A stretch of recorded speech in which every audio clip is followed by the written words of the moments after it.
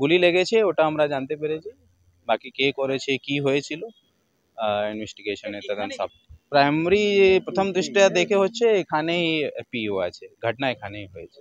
না জেনারেলি এখানে বসে আপনার গল্প করছিল, একটা মদের বোতলও পেয়েছে, তো মেবি মদ খাচ্ছিল বা ওটা হবে। জেনারেলি ওনারা প্রমোটিং ওরই করে, যা ওনার ফ্যামিলি মেম্বার থেকে শুনতে পেরেছি। দেখো এক্স্যাক্টটা বলতে পারছি না, আপাতত যে প্রাইমারি আমি জানতে পেরেছি কি 12 11:30 12টা পর্যন্ত ওনাদের ফ্যামিলির সঙ্গে বা বন্ধু বান্ধব সঙ্গে কথা হয়েছে। তারপরে সকালে 5টার সময় 5 সাড়ে 5টার সময় বডিটা দেখতে পেরেছি। মোটামুটি এর মধ্যেই হবে 12টা থেকে 5টা। আমি ওই ছেলেটাকে দেখিনি, কিন্তু আমি দেখেছিলাম রিজুকে আর একজনকে দেখেছিলাম। কালপেট পর্যন্ত আমি জল খেয়েছি, আমি অত ঘন্টা এসেছি অতটা, আমাকে যদি বাড়ি চলে আমি তখন বেরিয়ে গেছি। আমি তখন 12টা নাগাদ বাজে, আমি গেছি তো 12টা ওরকমই হবে, আমি বেরিয়ে গেছি বাড়িতে। তারপরে ওই দিক থেকে গিয়ে আমরা দিল্লোটে গেছি, দিল্লোটে গিয়ে চা খেলাম, সিগারেট খেলাম, তারপরে অনেকক্ষণ দাঁড়িয়েছিলাম, তাও 12:30 পর্যন্ত ওই মুখে দাঁড়িয়েছিলাম আমরা।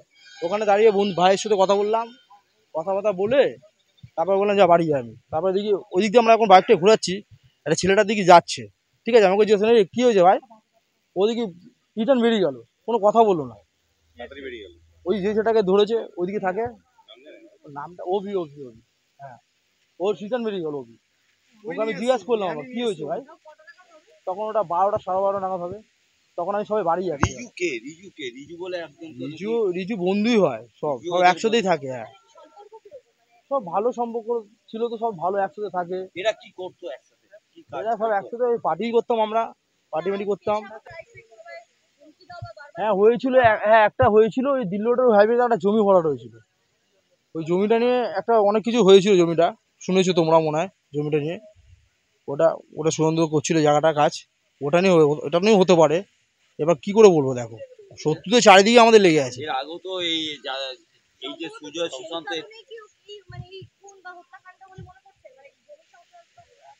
সেটা বলতে পারছি না।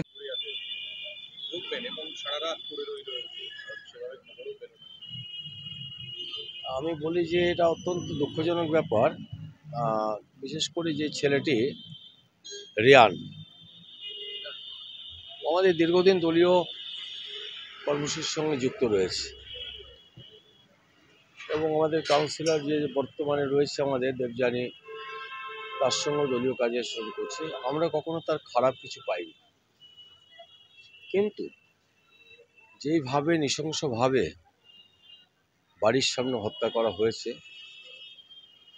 তার জন্য আমাদের তো কিছু জানা নেই, কিন্তু এটুকু জানতে পেরেছি পুলিশ ইতিমধ্যেই 3 জনকে গ্রেপ্তার করেছে, আরও 2 জনকে খুঁজছে। টোটাল ব্যাপারটাই আমরা পুলিশ প্রশাসনের উপর নির্ভরশীল এবং তাদের উপর আস্থা আছে। দেখুন, এখন বলতে পারি আমি যে এটা পলিটিক্যালি যে তৃণমূলকে মারার জন্য কেউ মারছে এটা আমি সবটাই আমি মনে করি এই মানে ইয়েগুলো যেই মানে কত এটা ব্যক্তিগত কোনো আক্রোশে করছে, এখানে পলিটিক্স এখানে নেই।